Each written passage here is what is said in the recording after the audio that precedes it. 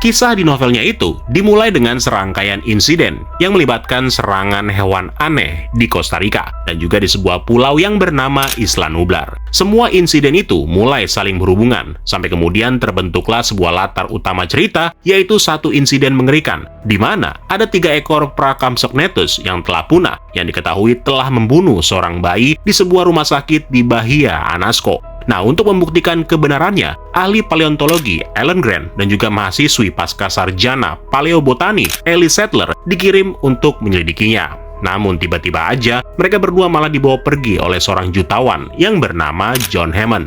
John Hammond adalah pendiri sekaligus CEO sebuah perusahaan genetik yang bernama InGen. Grant dan Ellie rupanya dibawa oleh Hammond dengan tujuan untuk memperlihatkan sebuah cagar alam yang telah ia dirikan di sebuah pulau yang berjarak 120 mil sebelah barat di lepas pantai Costa Rica. Kenapa Hammond membawa Grant dan juga Ellie? Karena sejak terjadinya berbagai insiden baru-baru ini, ternyata telah membuat para investornya si Hammond menjadi khawatir. Nah, untuk menenangkan mereka, Hammond berniat mempekerjakan Alan dan juga Ellie sebagai konsultan baru. Selain mereka, ada juga nih seorang matematikawan dan ahli teori kerusakan dan kekacauan yang bernama Ian Malcolm, serta seorang pengacara yang mewakili para investor yang bernama Donald Gennaro. Baik Malcolm dan Gennaro, keduanya ini sebenarnya pesimis dengan keberhasilan cagar alam tersebut.